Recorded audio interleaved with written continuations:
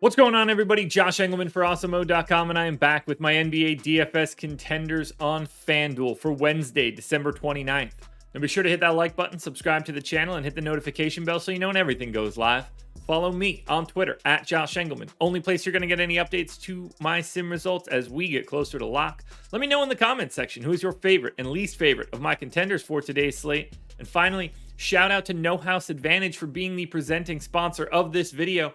Use the promo code Awesemo when signing up to get up to $25 on your first deposit.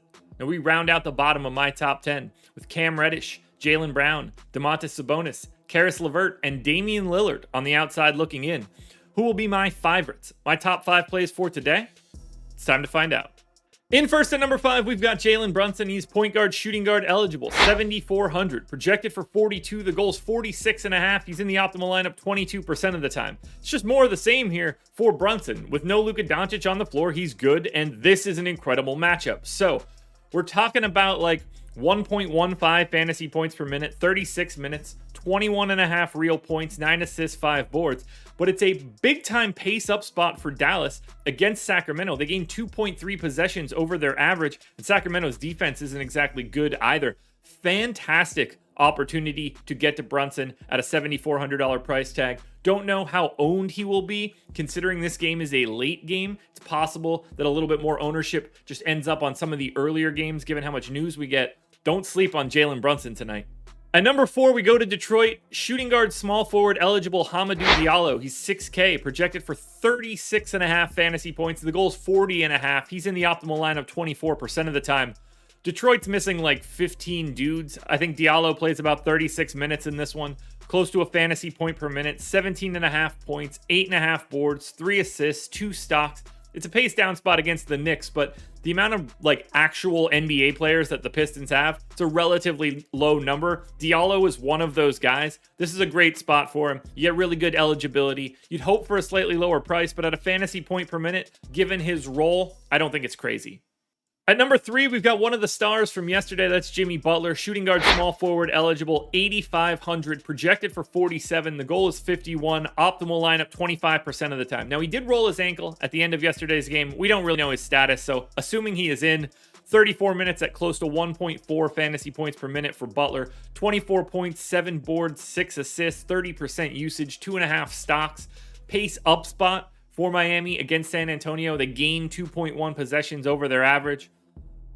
Not much else you want to know here. 8,500 for Jimmy Butler is a pretty insane price. We saw him get to 60% ownership on FanDuel yesterday. Shooting guard, small forward, even better from a eligibility standpoint. You got to go straight back to Jimmy Butler today. At number 2, we're looking at Larry Nance. He's small forward, power forward eligible, 5,700, projected for 33.5. The goal's 39. He's in the optimal lineup 26% of the time. Portland, super dinged up. They've basically got no legitimate bigs today. Larry Nance is going to have his hands full with the Utah Jazz and with Rudy Gobert, but 34 minutes for Nance as long as he can stay out of foul trouble. Fantasy point per minute, 11 points, 10 boards, 3 assists, 2 stocks. Oddly enough for Portland, it's a pace-up spot against Utah. They gain a possession and a half almost over their averages. So Larry Nance just has to soak it up. If you think that Larry Nance can stay out of foul trouble, 34 minutes is a likely scenario for him because they just don't really have any alternatives. Now, before we get to that number 1 contender, one last reminder to hit the like button, subscribe to the channel, hit the notification bell so you know when everything goes live. Follow me on Twitter at Josh Engleman. Let me know in the comments who your favorite plays are for today's slate. And finally, one last shout out to No House Advantage for being the presenting sponsor of this video. Coming in at number 1, we've got Kyle Anderson. It's slow-mo, small forward, power forward eligible, 5,100. I've got him projected for 34.5 fantasy points. The goal is 36.5. He's in the optimal lineup 33% of the time.